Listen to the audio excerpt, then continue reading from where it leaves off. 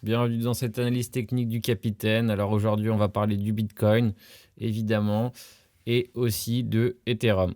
Alors, il est important de comprendre que le Bitcoin se trouve actuellement en phase de consolidation. Donc, comme vous pouvez le voir, on est en train d'arriver sur des ranges daily de plus en plus serrés. Et donc maintenant, la question va être de savoir si on va sortir de ce petit triangle de consolidation par le haut ou par le bas. Alors, désolé de ne pas conforter l'opinion de certains ou autres et de vous sortir une vague d'Elliott qui va aller sur les 25 000, 27 000 ou 30 000. Mais tout simplement, je vais vous dire que à partir de maintenant, on ne sait absolument pas si ce triangle va casser par le haut ou par le bas. Quoi qu'il arrive, c'est que cette cassure qui va se faire tôt ou tard va être violente avec un mouvement qui sera forcément important. Alors, pourquoi je dis que j'en sais rien à la hausse? Tout simplement parce que finalement, on n'a plus de données sur la hausse et donc si vraiment ça casse par la hausse, ça peut aller très loin et 25 000 pourquoi pas ou 30 000, mais très sincèrement, on ne peut pas vraiment savoir jusqu'où ça ira. Alors, je sais que c'est toujours bien voilà, de donner des chiffres, etc. Ça fait du bien au moral d'entendre que le Bitcoin va être dans 10 ans à 200 000, 300 000 euros.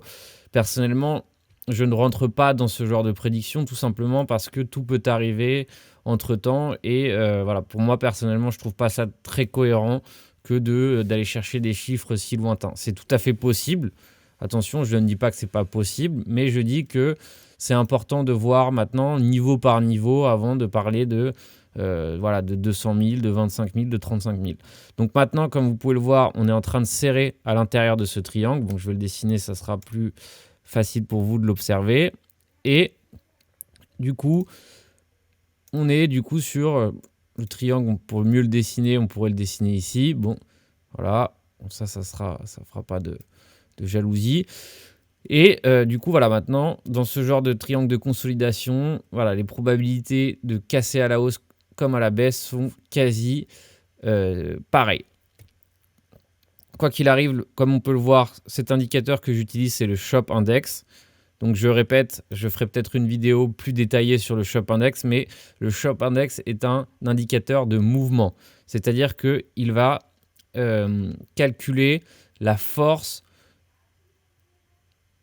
du mouvement à venir. C'est-à-dire que plus le prix consolide et plus le mouvement du coup se renforce et plus il aura de l'énergie nécessaire pour un potentiel mouvement très important. C'est-à-dire que plus l'unité de temps est importante, ici on parle de daily, plus le mouvement peut être important. Comme vous pouvez le voir ici, le shop était le 4 novembre chargé à bloc, comme vous pouvez le voir, et le mouvement qui s'en est suivi était énorme. C'est-à-dire qu'on a pris, presque 3000 dollars en quelques semaines. Et comme vous pouvez le voir, le shop était chargé. Ici, évidemment, le mouvement était moins important que celui-ci, moins impressionnant. Mais quand le shop était chargé ici, à bloc, on a pris aussi de 3000 dollars. Donc c'est un indicateur de mouvement.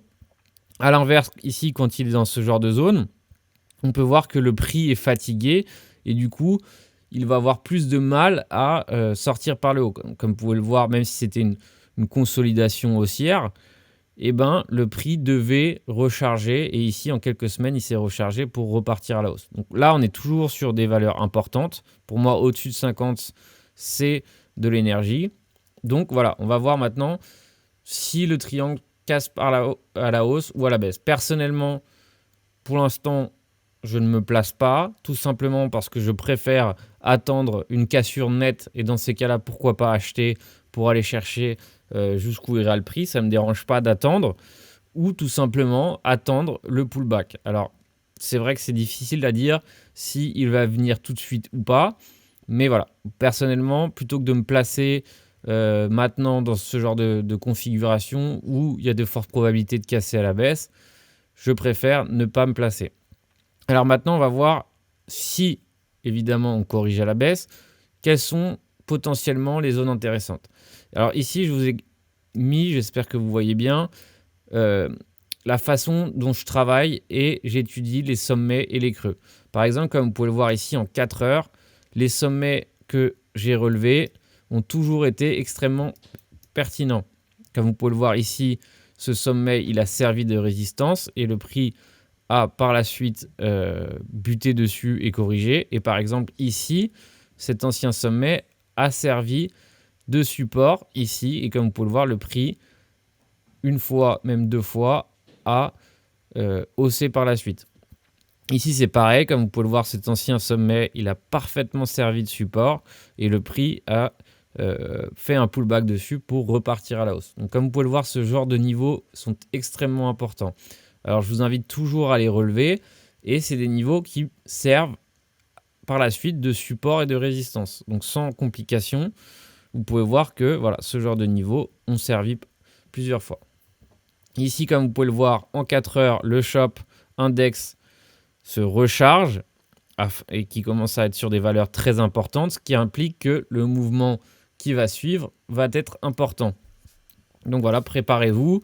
Personnellement, me placer tout de suite, je préfère pas, surtout dans ce genre de configuration technique, on est entre un sommet et un creux, donc on ne sait pas vraiment, le sommet est ici, le creux est ici, on ne sait pas vraiment voilà, si on va avoir un retournement haussier ou si on va avoir un retournement baissier.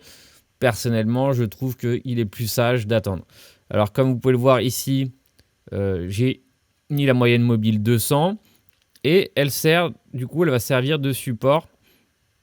Généralement, elle est utilisée et sert d'importants niveaux de support. Si cassure à la baisse. Alors, je pars du principe qu'il y a la possibilité d'un pullback. Et pour moi, les zones qui sont, qui sont cohérentes en cas de pullback violent, parce qu'après un mouvement aussi important, s'il y a un pullback, s'il y a une correction, elle sera forcément violente. Et ben pour moi, le niveau du coup qui est vraiment intéressant et qui pourrait du coup être une zone excellente zone d'achat. Alors, ça ne veut pas dire que le prix viendra ici, mais ça veut dire que si le prix corrige violemment, c'est une zone extrêmement intéressante d'achat pour aller par la suite chercher à nouveau le dernier sommet des 20 000 $ ou pourquoi pas encore plus loin.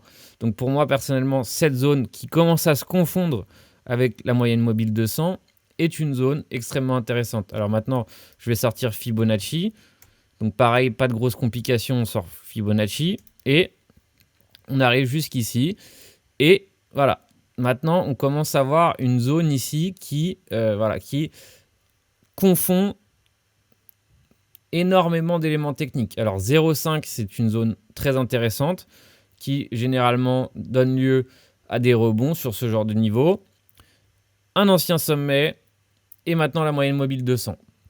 Donc voilà, beaucoup d'indications convergent sur cette zone. Moi, j'hésiterais personnellement pas du tout à mettre des achats limites en tout cas. Et pourquoi pas, si le prix corrige violemment, même si c'est pas longtemps, acheter sur cette zone sans aucun problème. Ensuite, évidemment, il y a les 0,38,2. Mais comme vous pouvez le voir, par exemple, les 0,38,2, il n'y a presque aucune congestion sur ce genre de niveau. Par exemple, ici, on peut voir que le prix a longtemps buté dessus avant de finalement casser ce niveau à la hausse. Mais ici, finalement, même en sortant les volumes profil, vous allez voir que les volumes de trading ne sont pas importants sur ce niveau. Donc, pour moi, ça me pousse à penser que, comme vous pouvez le voir ici, il y a une grosse poche. Ça me pousse à penser que ce niveau ne va pas être si important à percer en cas de correction baissière. Donc, comme vous pouvez le voir ici, on a vraiment énormément de volume de profil. Donc, si on corrige à la baisse, pour moi, c'est évident qu'on va buter sur cette zone.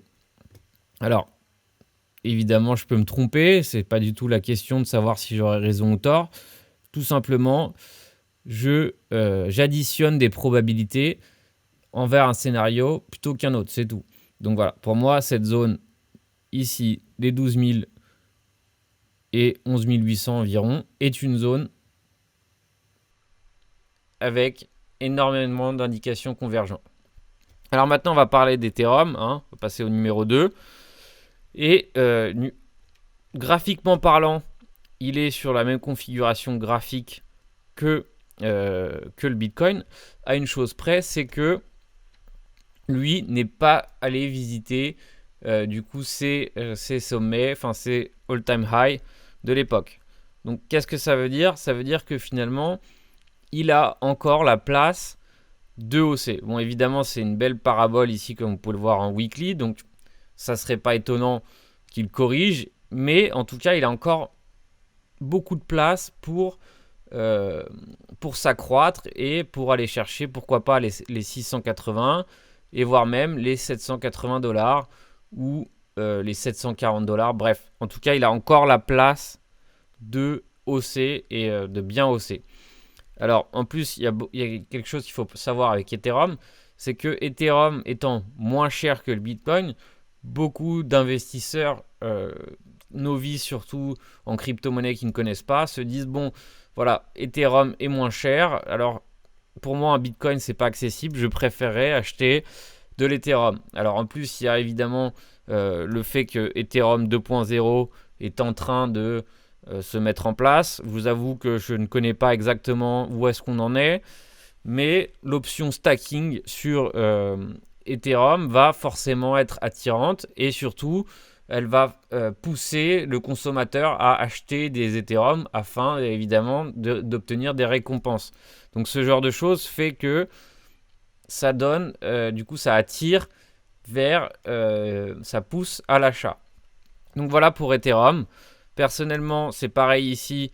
On avait eu un beau niveau ici, comme sur les 500 $. J'avais dit dans mes analyses précédentes que j'achetais ce niveau sans aucun souci, tout simplement parce que il correspondait du coup à ce dernier sommet ici et que franchement c'était une zone d'achat intéressante. Alors évidemment, quand on regarde comme ça maintenant, on voit que c'est un bel achat, mais quand le prix descend si violemment, on n'a pas forcément envie d'acheter sur ces niveaux. Mais je l'avais fait tout simplement parce qu'il y avait des éléments techniques en cette faveur et que la tendance était haussière, donc les probabilités pour que le prix continue à hausser étaient assez élevées.